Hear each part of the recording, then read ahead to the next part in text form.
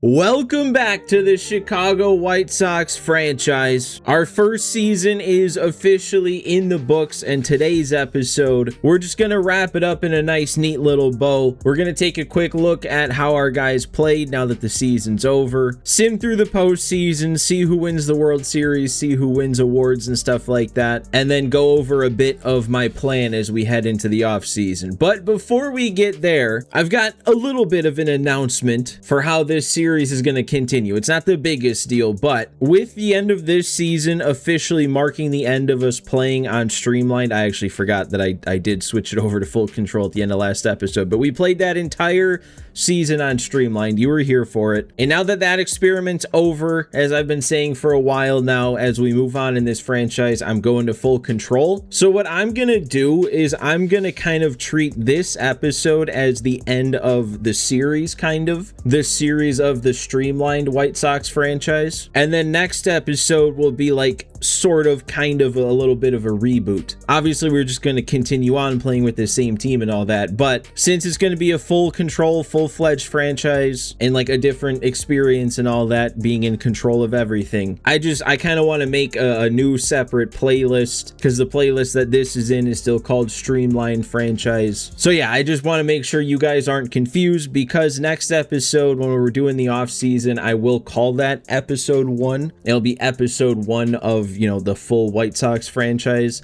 and this will be the final episode, final episode of the Streamlined franchise. You guys get it. You're all smart. And hopefully maybe in episode 1 we'll bring some people back on board. Maybe some new people find their way to the series, at least more so than, just episode 27 continuing a franchise. But most importantly, like I said, it's gonna mark that hard line between us playing Streamlined franchise and us taking full control of the team. And I think that's the perfect time to do it, is heading into the off season when we are literally taking full control of everything. But we'll save that for next time out. Today we're going to go through our team one last time at the end of the season, year 1. And we're going to do this first before doing any simming, because then we still have access to our regular season stats and all that. So we can just start here. I don't want this to be crazy long. I can get really carried away looking at stats, so hold me in check. Don't let me get too involved in this. Actually, to start though, it's kind of interesting that Luis Angel Acuna had the second most games played on the team. 146 games he got into. I don't even think he was an everyday starter for a while. But all right, let's sort by the home runs first, because that's the fun one. We'll look at some overall team rankings first. But Colson hit 31. He was the only one who hit over 20, but we had 2 dudes hit 19. Brooks Baldwin hitting 19, I feel like, is a pretty big surprise. But Teal and Baldwin at 19, Vargas and Murakami at 17. Talk about surprises. Luis Angel hit 16, and then Maidroth hit 10. So I feel like in the end it wasn't as big of a home run power season as it seemed like it was going to be. I feel like it was around the All-Star break, not like we were having a bunch of guys pop off, but I remember Colson was out at like 20, and then we had like 7 or 8 guys have 8 or 9 home runs. I know we traded away a couple of them. We traded away Austin Hayes, Lenine Sosa. I think they both had 8 or 9. And then someone like Maidroth, I think, really cooled down home run wise. I think he had like 8 pretty early, only hit 2 more. Guess we should go to the bottom though. Riku hitting 5 is fun. And then Clark with 4, Kelnick with 3.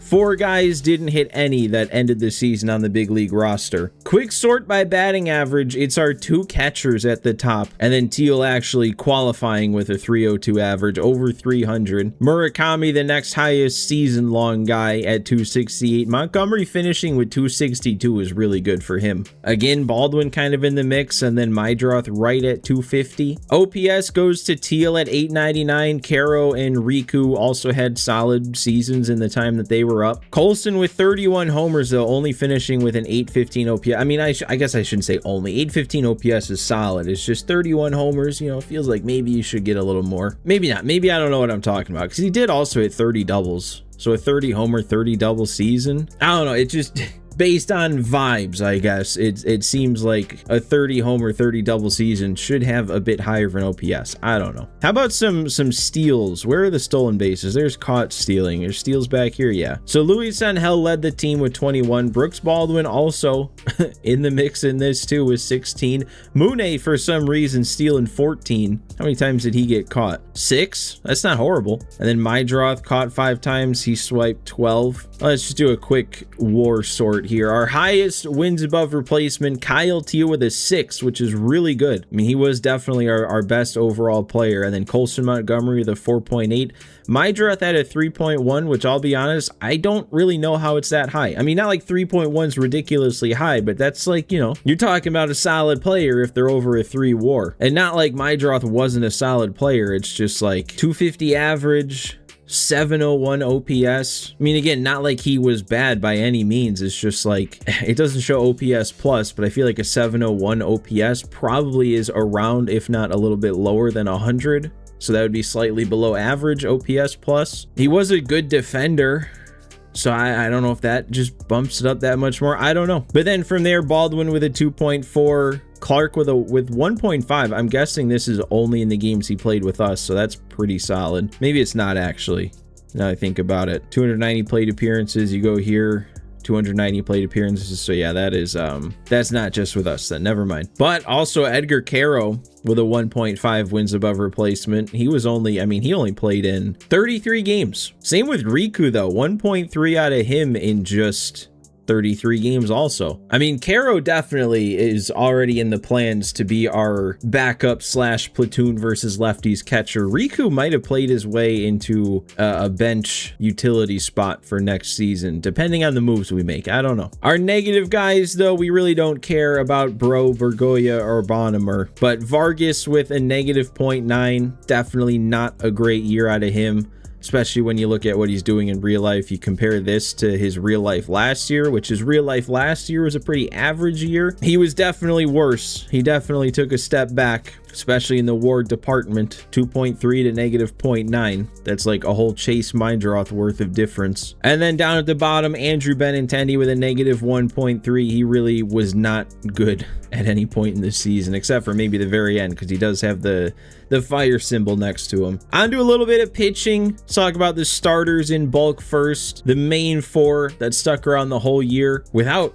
any injuries even, which is kind of unlike modern pitchers, I guess. But Sean Burke, Davis Martin, Shane Smith, Jonathan Cannon. For most of the year, they were all very similar pitchers. Sean Burke really established himself, though, in the second half as like the best pitcher, or at least he had the best season. 3.13 ERA overall. Only one not to have a losing record, for whatever that's worth.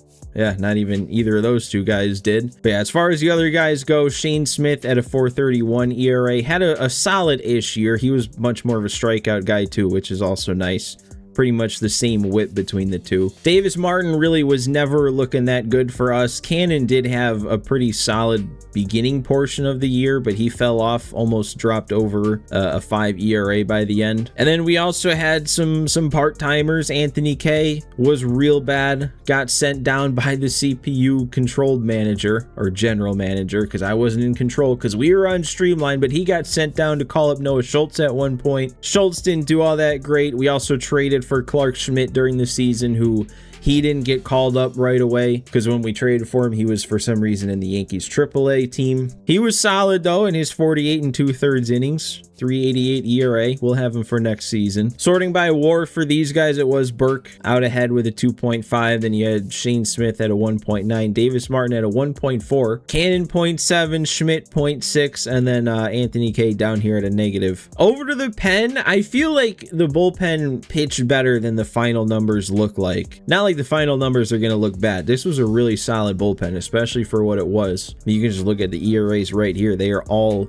very similar. We'll sort by ERA. Is actually the best ERA, not including Sir Anthony Dominguez, because he's listed as the closer. But look at this. The entire bullpen or at least as of right now. I guess the season only ended with 5 dedicated relief pitcher arms. Interesting. So this is the entire bullpen. Between a 3.11 and a 3.70 ERA, the middle three all within 0.06 of an ERA. All similar amounts of innings pitched, similar walk numbers. The only person that stands out for strikeouts is Grant Taylor, and I'm a little upset he doesn't stand out more. I mean, he's got 89 Ks per 9 both ways, but he only had 3 more strikeouts than innings pitched. I feel like that number should be higher. Then I guess real quick, looking at their WARs, because why not? Tyler Gilbert had a 1.3, Grant Taylor over a 1, and then everybody else, at least in the positives, at least slightly better than replacement level players. And then finally, we've got Sir Anthony Dominguez. He was the closer, had a very rough start to the year, but ended up having a really good one. I feel like 45 innings pitched is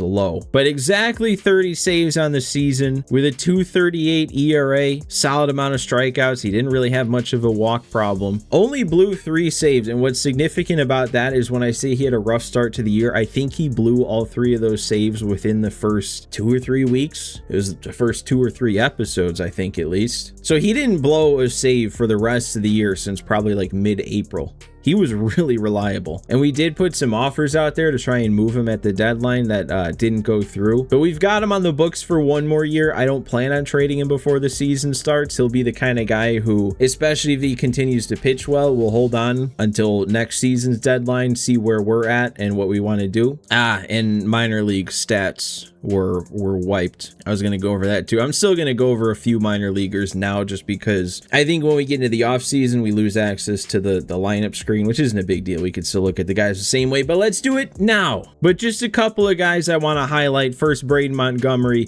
did not have the progression I would have liked him to have this season. He only progressed 3 overall from a 64 to a 67. I don't know, man. I wanted to see a little more. He would have been a guy that I would have hoped could at least be in the mix to be ready by year 2. But for me at least, he's not there yet. He's going to take at least another full season of developing. We don't really have a ton else of note down here in AAA right now when it comes to the hitters, at least. But Jacob Gonzalez, I mean, we became a little bit more familiar with him in real life. He actually had some pretty solid progression on the year. Really good numbers going up against lefties. Went up from a 64 overall to a 68. Everson Pereira is still down here after spending most of the season on the big league team. Actually, let's take a look at his stats too, because he was not that good. How long did he spend on the big league team though? Because he only got into 35 games. I don't know. But yeah, he did not put up very good numbers. But progression wise, he did go up 3 overall, so he's still young. Also, he's still only 24 years old. Could be a good quadruple A guy to have. A little bit of depth. In AA, really the only position player I have to talk about is Sam Antonacci. Again, we've gotten familiar with him in real life. I remember at the beginning of this, I was kind of disappointed with his starting point, only being a C potential, a 63 overall. Some of his stats or attributes I thought looked a little low for what he was, but he had some good progression too. Really nice gains to his contact both ways. Went up from a 63 to a 67 overall. You can't see his stats now, but I do know the couple times I would check in throughout the year, he was actually kind of raking in AA. So I kind of wrote him off at the beginning of this, especially since he started the year in single A. But overall wise, he might not be that far away. I mean, Riku was a 68 overall with what he was doing for me. I'm not going to look at all the pitchers that I find interesting, but Elmer did spend a pretty significant amount of time on the big league team after we traded for him. This was one of those things though, that being on streamlined mode and having decisions made for me, he was not managed in the way that I would have wanted him to be. We got him and Clark Schmidt in the same trade, and for some reason Elmer was the one that got put on the big league squad and Clark Schmidt was the one who stayed in the minors for a while. So Elmer did not have a good go of it. I mean, he got a little better towards the end because for a while that ERA was up at 9. Got it down to about 6.5 here. Made a lot of appearances too. 30 appearances in less than half the season, really, because we got him at the deadline and then he did get sent down for the last couple of weeks. But I've got big plans for Elmer. He is going to be transitioning into a starting pitcher role with that 77 stamina. That should instantly bump him up to like a 73 overall-ish, and he's got that B potential. Another dude with a B potential in our system. Hagen Smith, I want to look at his progression over the course of the year. It really is a shame we can't look at season stats. But Hagen went up from a 67 up to a 71. That Ks per 9 rating both ways went up a ton. And honestly, the hits per 9 versus righties too. That's a big improvement from a 43 to a 50. Probably does still have a little ways to go for him too. Probably at least another full season of development for him. Maybe not. I mean, it depends on what we do in the offseason pitching wise, who we can get. And we don't really have anyone to talk about in AA. I don't know why Daryl DeMille is in the rotation. He's a reliever, but I'll be excited to finally get to see him. I signed him somewhat early on-ish last season after a whole ordeal trying to bypass the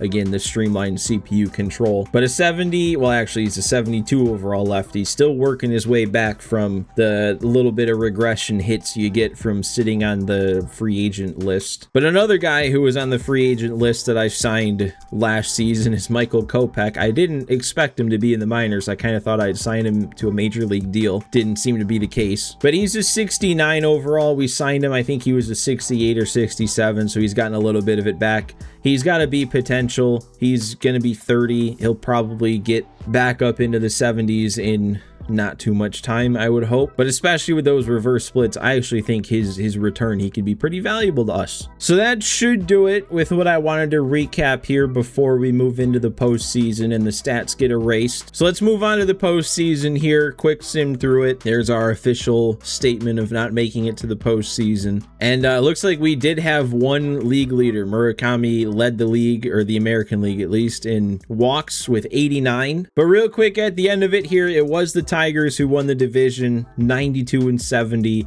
Royals also with a solid year at 87 and 75. And then we finished pretty comfortably in last place, which I mean, it is still a shame because for the first half of the year, we were doing solid. We were only a couple of games below 500, and then we really fell off. Over in the East, though, the Blue Jays with 105 wins win that division. Red Sox with 93 take the wild card. Over in the West, you have Mariners win the division with 97 wins. Astros and Rangers take the other two wild card spots. So 92 wins is what it took to make the playoffs in the AL this year. I mean, that does make it not quite as bad that we fell off like we did, because hovering around 500 would not have put us anywhere near being in any of these races. Over in the NL, you've got the Mets winning the East. No other teams in the East made it to the playoffs. That's kind of surprising. NL Central, you've got the Pirates winning the division with 96 wins, and then the Reds and the Cubs made it. And then the West, of course, it's the Dodgers winning the division again. D-backs get the wild card spot with 88 wins. Also, I think I noticed, keep an eye on the bottom of these divisions here. Orioles with 61 wins, us with 68, Angels with 66, Nats with 54, Cardinals with 67, and Rockies with 53. So we were the best worst team in the league. There was no last place team in a division that was better than us. So all right, let's sim these first couple of days here, see how things in the wild card round go. We've gotten through here, not quite. There we go. Now the division series is set. Red Sox eliminated the Astros. Tigers eliminated the Rangers. D-backs over the Reds, and then it's not actually done. You got Cubs and Mets tied at 1. Let's go to our crosstown rival schedule here and take a look. So a win means the Cubs move on, and they lose, so the Mets move on. Kind of like that, though. Let's go to the Tigers schedule here. Root against our division rivals here. Taking on the Mariners in the ALDS. I wonder if any no, there won't be critical situations that pop up, right? Just because I'm on their schedule. Let's see here. They're up 2-1. 2-2, they're going to a game 5. Man, that's 2 years in a row, isn't it? That was Tigers Mariners last year, where game 5 went was it like 15 innings? How's it go this year? Tigers lose again. How many innings? Just 9 this time. All right. So that has the championship series set. You've got Red Sox versus the Mariners. Both the series went to 5 games. So wow, the 105 win Blue Jays got eliminated. And the Diamondbacks eliminated the Dodgers, and the Pirates took down the Mets. So we've got a Red Sox, Mariners, D-backs, Pirates Final 4 here. That would be exciting. All right, we're just going to look from the perspective of the Red Sox here, because everyone division we control seems to lose, or not control, but you know what I mean. I'd be rooting for the Mariners. So let's look at it from this perspective. All right, there we go. Red Sox lose game 1 and 2. Coming back to Fenway though. All right, 2-1 series. Oh, they tied it. They dropped the last game though at home. All right, Mariners just need to win 1 at home to move on, and they do. We've got Mariners in the World Series taking on a Pittsburgh Pirates that swept their way there over the D-backs. Well, I'm sorry, but now I'm invested. Now I want to see what these lineups are looking like. All right, so what are the Mariners looking like? They don't really look too different, except looks like they added Luis Ariz. How about the big boys? Cal Raleigh, he had 47 homers for him, and I remember he missed like a month of the season. He had 47 homers, so 13 less, but he increased his OPS by like 60. What about Julio though? Their other big overall at a 96. Julio had 28 bombs, 237 average, 305 on base, 751 OPS. All right, but how about the Pirates on the other side? I think I also tried to make a trade with them that fell through. I don't think I made any successful trades with the Pirates, but man, they kind of just look like they must be a scrappy team. Not a lot of high overalls. The hitting, honestly, as a whole, looking at the overalls, does not look that dissimilar than our team. I mean, they've got a couple more 80s than we do, but like the rest of it, it's not that different. Oh, they also have Brian Reynolds, so I had an 84 on the bench for some reason, so that skews things a little bit. Kind of year did Connor Griffin have? He's up to a 79. He got +5 to his overall. He didn't do great. Only played in 85 games, 238 average, sub 300 on base. How about the pitching? I forgot to look at that. The Mariners with all their aces. Bullpen's looking pretty much the same as you'd assume Mariners to be, except I guess for Dane Dunning as the long reliever. Pirates have got Paul Skeens holding it down. He's thrown 21 innings with a .86 ERA in the postseason. He's carrying this team. But then from there, it's just solid, guys. Looks like they did trade for Kyle Bradish. He's a relief pitcher, apparently. Dude, he'd be sniffing a 90 overall if he got changed to a starting pitcher with that stamina and those ratings. And they traded for Morahone. I do kind of remember that now. So he's been helping out that back end of the bullpen. He's got 4 saves, hasn't allowed a run in this postseason. So all right, I know whichever team's schedule I decide to sim from, I'm like cursing, so I guess we'll do the Mariners. Gotta pick one or the other. Think it'd be more fun to see our Pirates World Series win. So you got Skeens versus Logan Gilbert, a .86 ERA versus a .84 ERA to start the World Series. So you know this is going to be a high scoring game. Not quite. 5-2 win though for Pittsburgh. Game 2, you've got a 9-6 win for the Mariners. Tied at 1 going to Pittsburgh. Pittsburgh takes game 3. And game 4, 3-1 lead for the Pirates with Paul Skeens on the mound to close it out. I'm not going to be that dramatic and go in and watch it or anything. But let's see here. Does Paul Skeens close the door, get the Pirates a World Series title? He doesn't. He got outdueled barely. Look at that, dude. A 2-1 win for the Mariners. I got to see this box score. Logan Gilbert went 7. Only giving up 1, bullpen with 2 scoreless innings. Paul Skeens, he also went 7, gave up 1 earned and 1 unearned. That's crazy. Well, the Mariners stayed alive then to get game 6 back at home. Try and make the comeback in front of the home crowd. You got Brian Wu versus Bubba Chandler.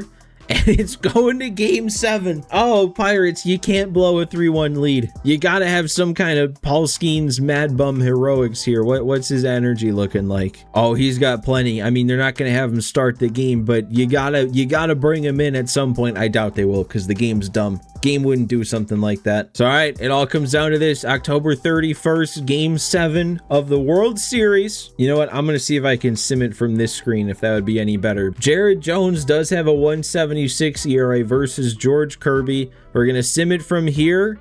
And the Pirates win it. They go up 3-1, blow the next 2 games, let it go to a game 7, but they finish the job. What was the final here? A 4-2 Pirates win in 11. Oh, so that means that the last 2 World Series in a row have gone to extra innings in a game 7, and the road team took it. I guess I can't see the game log, so I don't know exactly how it went, but there is a homer for the Pirates. I don't know when that would have taken place, but it did drive in 2. So if that's what gave him the lead, that's pretty pretty electric for Jake Mangum. They didn't get Paul Skeens into the game. They did only let Jared Jones go 4. That would have been the time. Bring Skeens in the 5th and see how long he can go. But obviously it worked out for them to not do that. That was fun though. That was fun even just as a bystander on a menu screen like that. But all right, let's officially head into the off season here. Look at some end of season awards. It'll show me the retired players and all that sorts of stuff too. Looks like we don't have anybody to worry about. Scherzer retired, Verlander retired, Liam Hendricks retired. So did Yu Darvish and Quintana. I'm not going to look through everybody, but you got to imagine Verlander and Scherzer are both going to be Hall of Famers. Not really seeing anybody else that I would think would be. I don't know. I'm not going to scroll through to the end. So let's see. Who made the Hall of Fame? Scherzer and Verlander for sure. That is it. All right. So there we go. We're now officially on to the off season. We're not going to go into anything yet. I just want to look at the awards at the end of the year. Vlad Jr. takes home the MVP award. Scooble finishes runner up, and then Cal Raleigh 3rd. NL, you've got Lindor winning it. Another pitcher finishing runner up, and then Taylor Ward. How about Cy Young then? It's got to be Scooble and Skeens again, right? Okay, well, the list isn't there, but Scooble won it. His picture's there. Skeens won it. So that's back-to-back identical Cy Young seasons, and that's 3 in a row for Scooble. I hope the rest of these aren't bugged like this. I want to see who the finalists were. I want to see if any of our guys are finalists for any of these awards. Come on, where'd they go? Would I have had to do this before officially moving to the off season? I don't know. We'll look at the awards then, I guess. See what names pop up. But Vlad wins the batting title. Lindor wins it in the NL. Reliever of the year is Kenley Jansen. Taylor Clark in the NL. You've got Trey Savage winning rookie of the year. This is where I'd want to see my guys. I want to see where Murakami would have finished. I didn't really think he was going to win it at this point. He didn't have the strongest season. And then Nolan McLean wins it in the NL. Hank Aaron Award goes to Vlad and Lindor. And then we're just on to Gold Gloves. Just take a quick look through here. I doubt any of our guys would have won it. Nope, no Gold Gloves. Silver Sluggers then. Again, shame we can't see finalists, but nobody wins any Silver Sluggers. So no hardware for our team. Julio won the ALCS MVP. Spencer Horwitz wins the NLCS. And then the World Series MVP went to Ryan O'Hearn. But all right, then to end this episode, I want to go over a little bit of my plan heading into the offseason, give you guys a little bit of a sense of what I'm looking at. So I guess for now, let's just look at the lineup screen. I guess some moves were automatically made because of no longer having September call-ups. So heading into this offseason, I think this will be an interesting one because I don't know that I can say that we're aiming to compete next season. I feel like a good goal would be to aim for a 500 record. I don't know if we're quite there yet to say like, all right, we're on the fringe of maybe being a playoff team. We also, if we look at the budget, we've got a couple of guys on some unfavorable contracts for how good they are. And honestly, I'm including Murakami in that, paying him $17 million for a guy who, I mean, he was solid, don't get me wrong, but he had a 0.6 wins above replacement. So we do have, it looks like a lot of available budget, $67 million of available budget, but we'll also have a lot of money coming off the books after this next season. So I definitely could see if there's a big time free agent that we could go after that would make sense for the team. I definitely could see pulling the trigger. I feel like with that $67 million available in budget going into this season, we definitely have the room to make something big work. And then with all this money getting freed up going into the next season after that, we should have a solid amount of money again going into the next off season. So I do think if there's a chance to jump on something this offseason, we should jump on it, or at least try to. Again, I don't really think one big guy, even if it is like the best free agent available, I don't think that transforms us into a playoff team, but that definitely gets us on the right track to then the season after that, when we have more money again freed up, make some moves to like build around a core, and that's when we can start competing. But speaking of core, for right now, all I really see as being the absolute core of this team is Kyle Teal, Colson Montgomery, who is a shortstop, he will be a shortstop, and then Denzel Clark. You can also kind of throw in Edgar Caro as the backup catcher slash platoon guy versus lefties, because I don't plan on Caro going anywhere. He was really good in that role. But like everybody else, I'm not all that attached to. I do think like the next level down spots that I'm not really going to worry about going after, I'm not going to spend any time or potential money going after these positions, would be Murakami and Maedroth. I mean, they're both solid players at solid overalls. With Murakami though, we do have to talk about, I've mentioned it a couple of times, he has a weird contract situation. The game didn't really work it out perfectly with how it works in real life. They've got him having 3 arbitration years after the 2-year $17 million a year contract is up. I've decided to just let it play out how the game wants it to play out, so I'm not going to make any adjustments. If he's an arbitration player for the next 3 years, he'll be an arbitration player for the next 3 years. But I don't really want to look at this as having 4 years of control over Murakami, because if he's already getting paid 17 mil, I don't think you can really go much less than that in arbitration, and I don't know if he's a $17 million a year worth player. This version of him, at least. Make that very clear. I'm not talking about real life Murakami. I'm talking about what he did for me in this franchise. But we'll see. He'll be a guy. We'll have to see what he does next season, see where we're at the trade deadline. He could be a guy we look to move. But then, yeah, as far as I'm concerned, and I'm just going to move Montgomery as the shortstop here to not be confused. But as far as I'm concerned, every position or every other position than what I just went over, so catcher, shortstop, first base, second base, center field, every other position's open to get an upgrade. Not like Baldwin won't have a spot. It's just he's definitely a utility guy. He can play everywhere. I even wouldn't mind if he is a bench player and then he truly is a utility guy who can come in and fill in for whoever on whatever day. But yeah, corner outfield for sure. Both corners of the outfield we're looking to replace. And then third base. I mean, right now, I guess I just swapped Montgomery to short, but Vargas would be our third baseman right now. Again, we have to separate what the real life guy is from what our version is, because he was not good. I'd like an upgrade over him. I wouldn't mind keeping Vargas around because he did still have pretty good progression, actually, +5 overall. His power got a lot better both ways. So, I mean, yeah, Baldwin, Vargas, Acuna, and then I guess Caro as the backup catcher. I would not mind if that's our bench. So we've got the bench taken care of. We need starters. I mean, obviously I don't know if it's feasible to say we add a new starter to third base, left field, right field, and DH. I guess that's 4 spots. I guess that's not outside the realm of possibility. And then when it comes to the pitching, let me organize this here, because in my opinion, Shane Smith, Clark Schmidt, Sean Burke, I'm good with those 3. Davis Martin, Jonathan Cannon are replaceable. Maybe even guys I look to trade. Possibly. And then the bullpen is wide open as always. If we have good players on the market, we can go after good players. All of a sudden, Sir Anthony Dominguez is an 80. Guess he got some like final end of the season progression. Okay, that's cool. And then we've also got some new guys. Our drafted players show up on the roster now. So just real quick going over some of those guys and what I want to do. I don't want anybody to be called up too soon. So like an Al Triola at a 74 overall. He's also only 18 years old. I'm going to start him in AA. Same with our big #1 overall pick, 73 overall, Johnny Bench. He would be very close attribute-wise already to be good enough for me to just say, all right, he can be our Vargas replacement. He can play third base. But like I said, he's only 19. I don't really want to immediately put him on the MLB team. We'll give him the year to develop. I could see in this offseason going after a third baseman to replace Vargas. And if that's more a long-term third baseman, like I said, I'm not